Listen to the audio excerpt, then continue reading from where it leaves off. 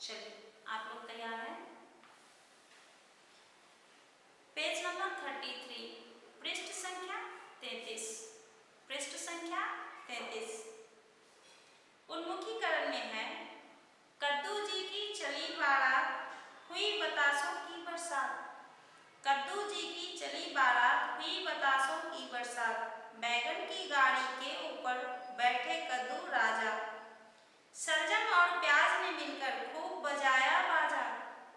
मेथी पालक भिंडी तोड़ी टिंडा मूली गाजर। बने बाराती नाच रहे थे आलू मटर टमाटर। इसमें सारी सब्जियों के बारे में बताया गया। इसको देख करके अंदाजा लगा लेना चाहिए कि शायद इस पाठ में, और पाठ का नाम भी है गोभी का फूल, तो सब्जियों के बारे में ही बात की गई है। इस पाठ में सब्जियों के बारे में ही बात की गई है। इस पाठ के कवि का नाम है केशव चंद्र वर्मा। केशव चंद्र वर्मा का जन्म सन 23 दिसंबर 1925 को हुआ। केशव चंद्र वर्मा का जन्म 23 दिसंबर 1925 को हुआ। उन्होंने हिंदी साहित्य में अधिकतर व्यंग रचनाएं लिखी। हिंदी साहित्य में बहुत सारी केवल व्यंग रचनाएं, यानी कि हंसी मजाक, लोगों को हंसाने योग्य। लोमड़ी का मांस, प्यासा और बेपानी के लोग, प्यासा और बेपानी के लोग। बृहनला का व्यक्तित्व, बृहनला का व्यक्तित्व, गधे की बात आदि इनकी प्रमुख रचनाएं हैं। ये सभी व्यंग से भरी हुई इनकी रचनाएं हैं। अब हम लोग पाठ की तरफ बढ़ते हैं। सबसे पहले पाठ में विषय प्रवेश दिया गया है, ध्यान से सुनिएगा। विषय प्रवेश में क्या कहा?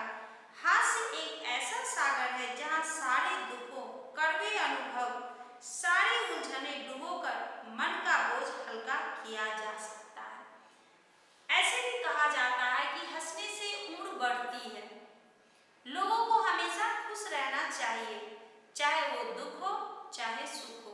अब ये नहीं कह रहे हैं कि दुख का माहौल है और वहां जाके आप हंसना शुरू कर दीजिए, नहीं। दुख में भी आप हार ना माने, आप उसका डटकर सामना करें, ऐसा कहा गया है। दुख में भी लोगों को खुशियां ढूंढनी चाहिए, उसे खुश रहना चाहिए, हंसना चाहिए। वह हास्य, यह जो है यह हास्य भरा पाठ है। गोभी का फूल लाने वाला व्यक्ति किन स्थितियों से गुजरता है और अंत में कैसे अपने ही शहर से महंगी गोभी खरीद कर देता है। इस बीच की उलझनों और दुखों को कैसे झेलता है, आइए पढ़ते हैं इस पाठ में। इस पाठ में पढ़ने से, इस पाठ में दिया गया है कि एक आदमी को कहा गया, वो कहीं जा रहा है, उसे कहा गया कि मेरे लिए वहां से गोभी लेके आना, क्योंकि वहां गोभी सस्ता मिलता है। ये बेचारे चले तो गए, गोभी ले भी लिए। इनके साथ रास्ते में कितनी परेशानी हुई ये बता रहे हैं। आप तो बाबू हनुमान प्रसाद को नहीं जानते होंगे, परंतु बाजार में सभी कुंजरे उन्हें अच्छी तरह पहचानते हैं। कुंजरा किसको कहते हैं? तो जो सब्जी बेचता है, एक उन लोग का एक अलग कास्ट ही होता है, उसे कुंजरा कहते हैं। और कहते हैं कि आप लोग बाबू हनुमान प्रसाद को नहीं जानते होंगे, लेकिन बाजार के सभी कुंजरे उन्हें जानते हैं। क्यों? क्योंकि वो डेली सब्जी खरीदने जाते हैं तो भाव तोल मोल करते रहते हैं। 10 रुपए का सब्जी वो 1 रुपए में लेना चाहते हैं, और वैसे ही लड़ झगड़ के लेते भी हैं।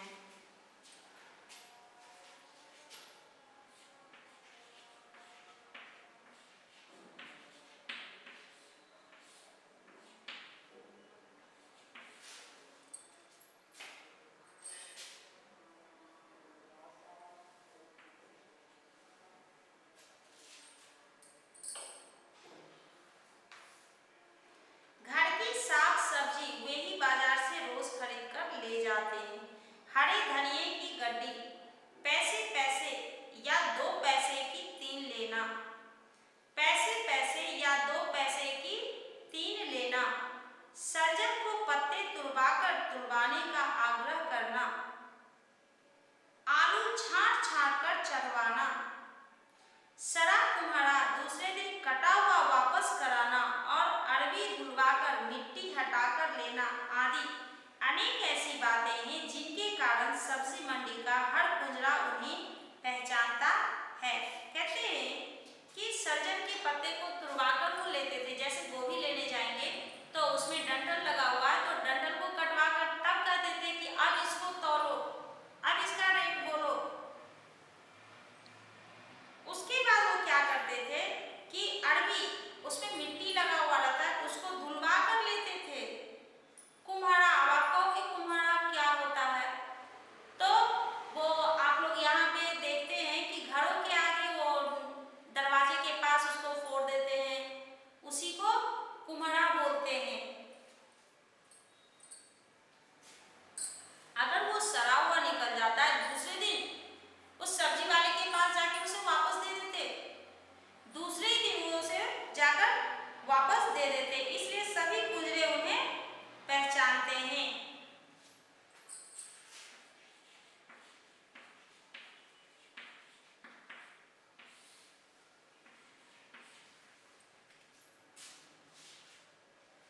सब कुंजरे उन्हें देखकर आइए बाबूजी का नारा लगाते हैं, किंतु मन से कोई नहीं चाहता कि वे उसकी दुकान पर ही उस दिन के बाजार का व्रत तोड़े। ऊपर से बोलता था कि आइए बाबूजी सब्जी लीजिए, लेकिन मन ही मन सोचता था कि ये मेरे दुकान में ना आए, क्योंकि वो जिसके दुकान में चले जाते थे उस दुकानदार की तो खैर नहीं, एक तो उसको कम पैसे में देना भी पड़ता था, उसके बाद ये काटो, उसको दो, इतना करते थे कि उसको पढ़ाते पढ़ाते उसका दिमाग खा जाते थे। और हर सब्जी, किसी भी दुकान पर जाते थे तो हर सब्जी का उसे मोल बताते थे, हर सब्जी में क्या गुण है वो बताते थे, हर चीज बता करके ही वो खरीदते थे। कहता है कोई भी दुकानदार नहीं चाहता था कि पहले पहल वही आकर के यहाँ से कोई सामान ले, व्रत तोड़े, यानी कि पहले कोई सामान उसकी दुकान से वो ले, क्योंकि बहुत देर तक उसे हिसाब लगाना पड़ता है कि सौदे के बाद घाटे में आखिर कौन रहा। बहुत देर तक हिसाब लगाना पड़ता है कि आज नुकसान किसका हुआ, बाबू हनुमान प्रसाद जी का हुआ या सब्जी वाले का हुआ, क्योंकि 10 रुपए का चीज 1 रुपए में देने का आग्रह करते थे। इस तरह से उसे लड़ते झगड़ते लास्ट में वो वही करते थे, वही जो सोच के आए। हनुमान प्रसाद जी को हरी सब्जी का मर्ज था। हनुमान प्रसाद जी हरी सब्जी के बहुत ही शौकीन थे, हरी सब्जी उन्हें बहुत पसंद था। सारे संसार में यदि किसी वस्तु को वे आदि कारण मानते हैं वह है हरी सब्जी। किसी भी विषय पर आप उनसे बात चलाएं, अंत में इसी विश्वास के साथ उठेंगे कि हर समस्या का हल हरी सब्जी में छिपा पड़ा है। कोई भी टॉपिक उनके सामने आप लेकर बैठिएगा तो घुमा फिरा कर लास्ट में वो कहाँ आ जाते हैं, सब्जी, हरी सब्जी, उसकी महत्ता, उसका गुणगान करना शुरू कर देते और कहते क्या, हर समस्या का हल हरी सब्जी ही है।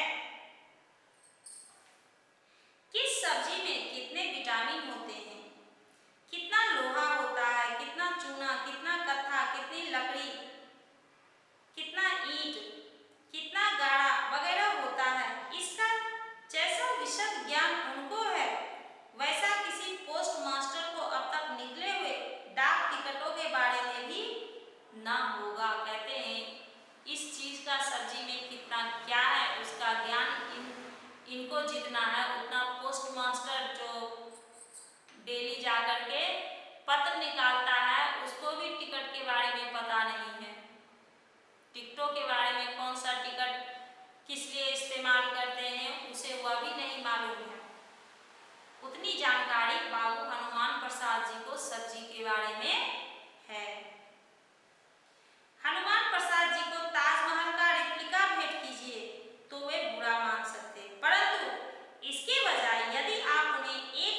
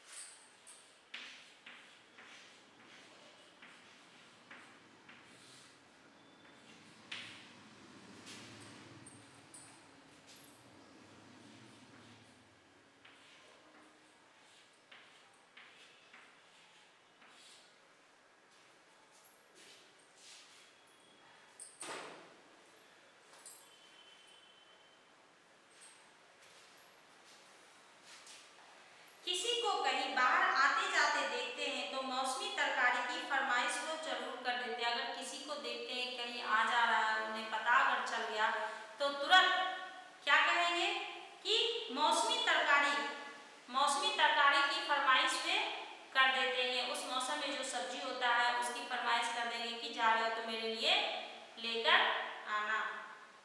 सामत के मारे मुंह से उस दिन निकल पड़ा कि मैं लखनऊ जा रहा हूँ। अचानक उनके मुंह से निकल आया कि मैं लखनऊ जा रहा हूँ।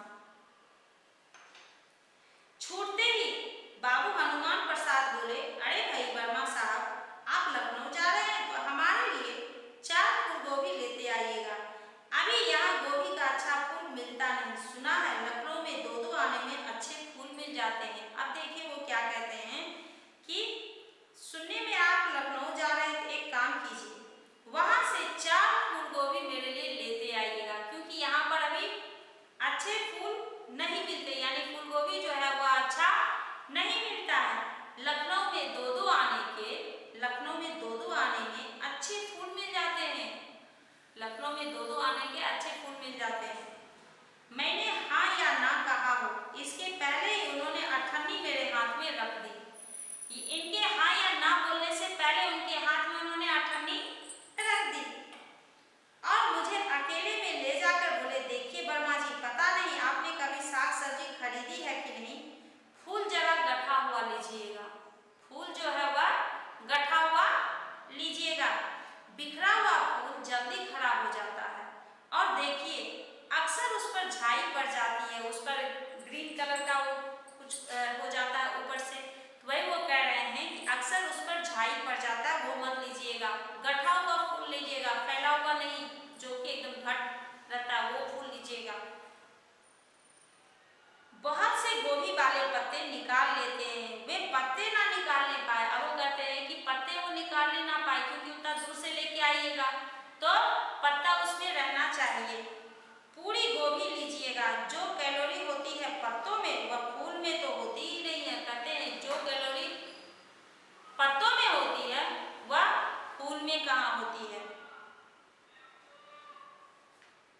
पत्तों के डंठल का अचार बहुत अच्छा होता है। वे कह रहे हैं कि पत्तों के डंठल का अचार जो है वह बहुत ही अच्छा होता है।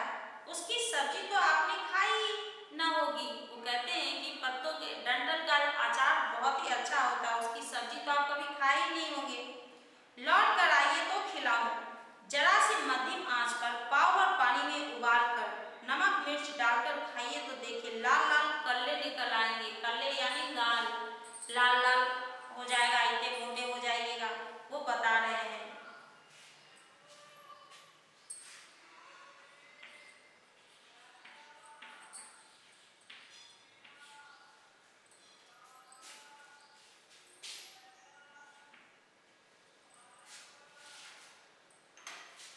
वे हर किसी सब्जी के बारे में बहुत कुछ कह सकते थे, मैं इसलिए चुप था।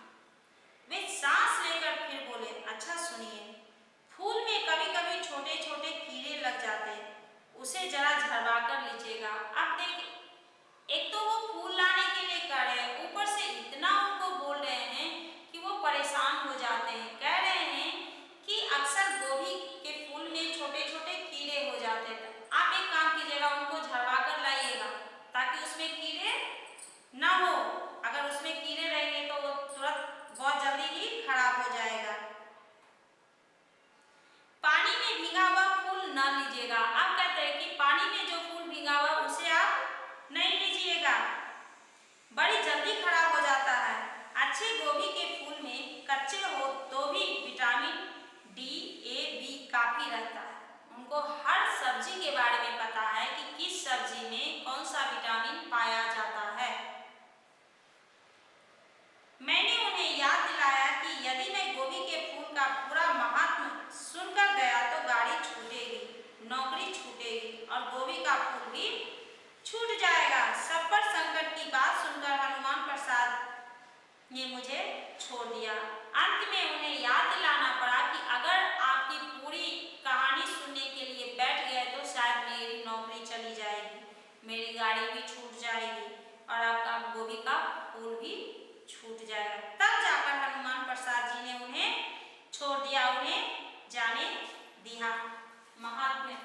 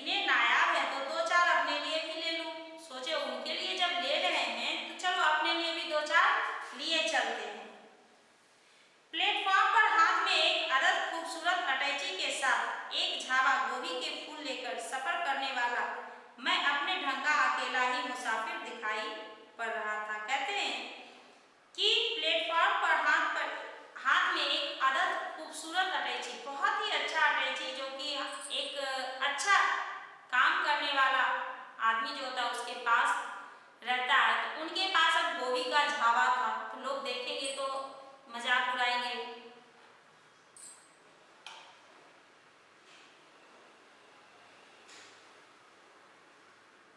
टिकट चेकर 2 बार पास से गुजरा, मुझसे नहीं पर पुलिस से पूछ गया कि सामान बुक करवा लिया है या नहीं। टिकट चेकर जो था वो मुझसे नहीं पूछ रहा, लेकिन पुलिस से जरूर पूछा कि सामान बुक करवा लिया है या नहीं। दो एक परिचित चेहरे दिखाई पड़े, बोले कहीं दावत है। वे क्या बोलते हैं कि कहीं दावत उवत है क्या, क्योंकि इतने सारे गोभी के झावा उनके हाथ में था, इसलिए वो पूछ रहे हैं कि कोई दावत है क्या।